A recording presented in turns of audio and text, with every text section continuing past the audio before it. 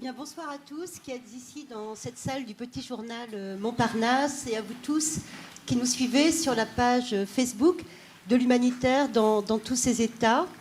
Bienvenue à tous pour ce premier 5 à 7 de l'année 2014 autour d'un thème extrêmement important, les femmes dans les conflits armés. Comme je l'ai dit, non seulement les guerres ne sont pas seulement l'affaire des hommes, pour autant les violences faites aux femmes dans les conflits armés, est-ce une fatalité? Tel est le thème du débat qui nous réunit aujourd'hui. Et je remercie, au nom de la délégation du CICR en France, tous nos orateurs d'avoir bien voulu accepter notre invitation. Orateurs qui vont débattre autour de notre fidèle Christian Troubet, qui, une fois de plus, accepte d'animer ce débat. Et je l'en remercie beaucoup. Il aura une tâche supplémentaire ce soir, puisque non seulement vous pouvez suivre le débat en direct sur Internet, mais vous pouvez en plus tweeter. Il va vous en donner toutes les explications. Donc Christian, c'est à toi, je te donne la parole et merci encore. Merci Ghislaine et bonsoir à tous pour ce nouveau 5 à 7 du CICR. Comme Ghislaine l'a indiqué à l'instant, vous êtes très nombreux à nous suivre sur Internet en direct. Vous êtes nombreux aussi ce soir à être avec nous au Petit Journal. Et nouveauté, donc, nous aurons aussi la possibilité d'accueillir vos questions sur Twitter à travers le hashtag 5 à 7 CICR. Voilà, donc vos questions sont les bienvenues. Vous le savez, le 5 à 7 du CICR est aussi très interactif et au-delà de nos 4 intervenants que je vous présenterai dans un instant, eh bien, la parole est ouverte donc, au public, aux responsables d'ONG qui sont avec nous ce soir et plus largement à vous donc, à travers Twitter. La thématique femmes victimes des conflits armés, une fatalité, c'est évidemment une thématique qui est lourde de sens par les temps que nous traversons. De plus en plus, au cœur des guerres, on trouve cet enjeu des femmes victimes elles-mêmes pour ce qu'elles sont, c'est-à-dire des femmes. Donc on va voir avec nos intervenants spécialisés sur ces questions-là comment, effectivement, on peut déjà dresser un état des lieux de cette question.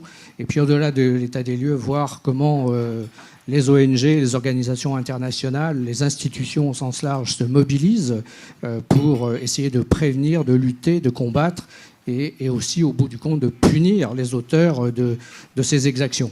Faut-il le rappeler aussi, au-delà de la guerre, le statut des femmes sur notre planète n'est guère reluisant, si je puis dire, puisque vous le savez, toutes les études montrent qu'au niveau mondial, au sens large, au moins une femme sur 3 a été battue ou a été victime de violences sur la planète. Et comme le rappelait Kate Johnson il y a quelques années, donc, dans une étude donc, publiée sur la violence faite aux femmes, la violence à l'égard des femmes se rencontre dans toutes les conditions sociales et économiques. Elle est profondément enracinée dans des cultures du monde entier, à tel point que des millions de femmes y voient un mode de vie. Donc on voit bien que culturellement, sociologiquement, socialement, les femmes sont déjà hors de la guerre, au centre souvent de ces violences, et que la guerre va les renforcer souvent. Et c'est ce qu'on va voir ensemble avec nos 4 intervenants. Alors commençons, vous voyez, on respecte la parité, 2 hommes et 2 femmes. Commençons effectivement par le CICR, puisque nous sommes au 5 à 7 du CICR. Donc je vous présente Maria Teresa Garondo, qui est conseillère femmes et guerre donc, au CICR. Et puis également donc, Fanny Benedetti, qui est la directrice exécutive du comité français pour ONU Femmes. Voilà, vous nous direz tout à l'heure en quelques mots ce que représentent vos institutions et vos charges au sein de vos institutions. Louis Guillamard, alors vous êtes journaliste et ce thème effectivement des violences faites aux femmes, vous le suivez depuis longtemps comme journaliste, notamment à travers des enquêtes que vous avez menées pour Caritas. Vous en direz un mot tout à l'heure. Alors, plusieurs choses. Vous êtes l'auteur d'un ouvrage qui est Survivante, femmes violées dans la guerre en République démocratique du Congo, qui est issu d'enquêtes faites en 2006 et 2010. Et puis, vous êtes à l'origine aussi d'une nouvelle campagne sur l'excision, contre l'exclusion des femmes. Vous nous en direz sans doute un mot.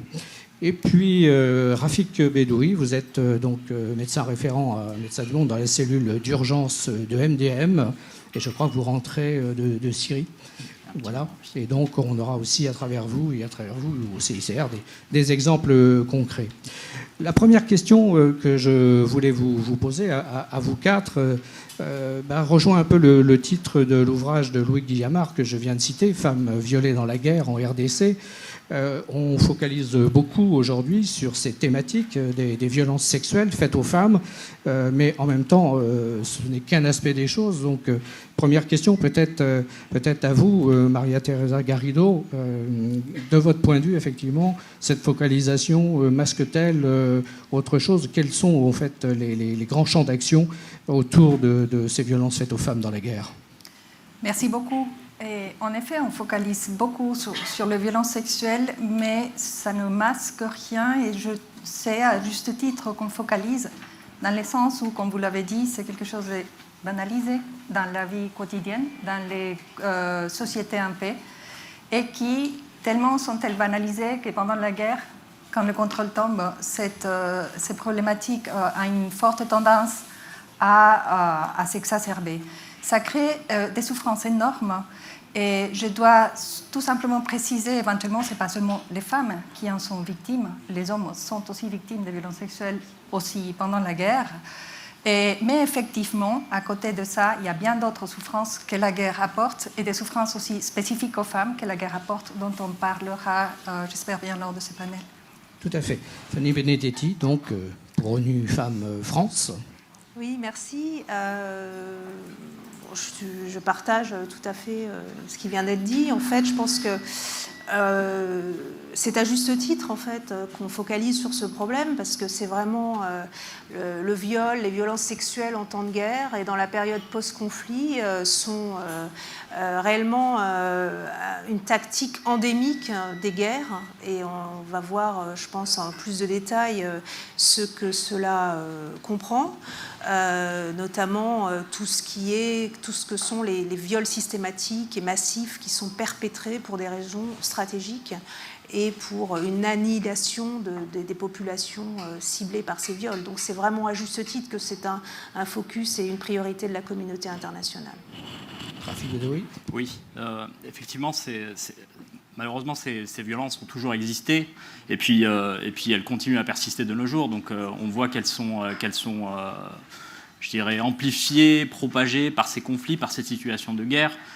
Médecins du Monde travaillent aujourd'hui sur des contextes assez lourds déjà en soi et puis qui en deviennent encore plus lourds vis-à-vis des femmes et via cette violence, en fait, les écrasent encore plus. Je pense à la Syrie, je pense à la Centrafrique, et qui sont des pays où aujourd'hui les femmes sont victimes, mais surtout premières victimes de ces violences, oui. Guillamard, donc je le disais tout à l'heure, vous avez recueilli beaucoup de témoignages de femmes violées en RDC à l'occasion de vos différentes enquêtes, mais ça ne vous a pas empêché de voir aussi les autres problématiques qui sont autour, j'imagine.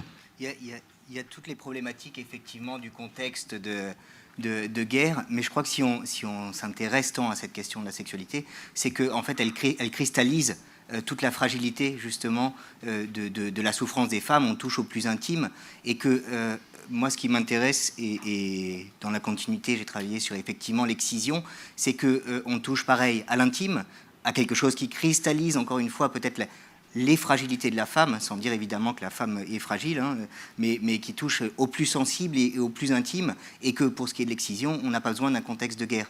Donc les deux travaux se répondent dans ce sens, et enfin voilà, je pense qu'effectivement cette question de la sexualité, voilà, elle attire l'intérêt sur la condition de la femme, et en général, elle rassemble l'ensemble des problématiques, mais évidemment, elle ne doit pas faire oublier tout le reste. De toute façon, on n'a pas le choix, puisque ces femmes qu'on rencontre, ou que j'ai rencontrées, ou que chacun de nous a pu rencontrer lors de missions, de toute façon, elles ne sont pas seulement détruites par rapport à leur sexualité. Évidemment, elles ont perdu tous leurs réseaux sociaux, ou du moins leurs réseaux sociaux sont très, très, très abîmés, elles ont perdu l'estime, donc il y a toute la dimension psychologique, enfin, il y a toutes les approches, et c'est cette combinaison, évidemment, qui permet d'envisager des solutions. Très bien.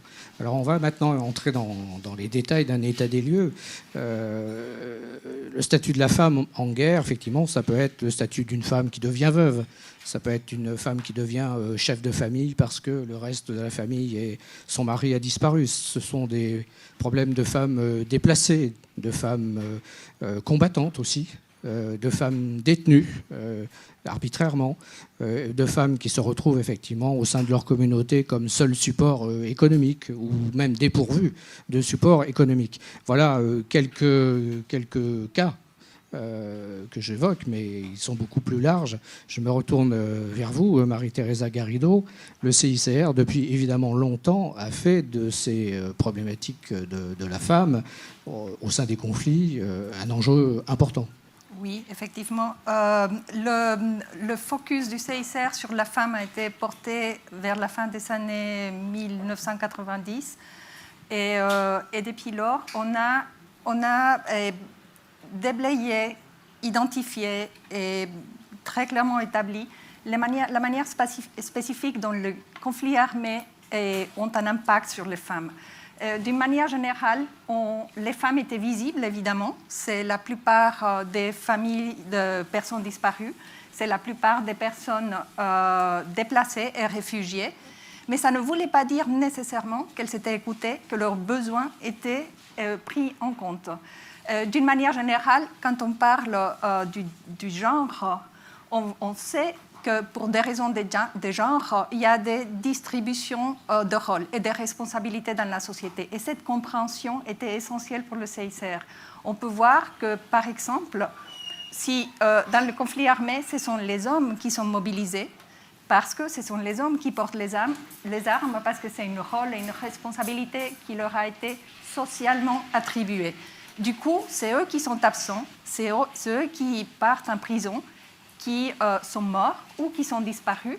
Et celles qui restent, et qui restent avec les responsabilités de la famille, c'est les femmes, qui doivent continuer à assumer les rôles que la société leur a attribués de toute façon, plus le rôle de l'absent, pour lesquels elles ne sont pas nécessairement préparés. Donc, l'identification de ces vides, de ces besoins spécifiques est essentielle pour que le Comité international de la Croix-Rouge apporte la réponse adéquate, pour que ça soit une réponse qui vient bien à bout des risques que des femmes peuvent encourir dans un contexte de conflit armé, de par le besoin de répondre aux besoins de la famille, de devenir celles qui apportent à manger, celles qui doivent amener au ménage de quoi manger, de quoi vivre, etc. Il faut donner cette réponse. Donc, le CICR s'efforce de faire cette analyse des vulnérabilités, et c'est le point là fort de notre approche. On analyse les vulnérabilités qui sont différentes chez les hommes et chez les femmes dans un contexte de conflit armé. Et pour voir et connaître les vulnérabilités des femmes, il faut faire l'effort d'accéder à elles. Parce que, encore une fois, l'espace public est occupé traditionnellement par les hommes. Donc, on discute avec le chef du village et on dit, oui, on a discuté avec le chef du village et on sait quels sont les besoins. Est-ce qu'on a discuté avec les femmes? Est-ce qu'elles étaient là? Oui. Est-ce qu'elles ont parlé? Elles n'ont pas parlé. On va accéder vers elles. Est-ce qu'elles peuvent venir aux distributions? Quelles sont les limites qu'elles sont? Et quand on discute avec elles et avec les hommes, alors là, on a le tableau complet de besoins et on peut répondre de manière complète. Très bien, on va développer ensemble tout à l'heure.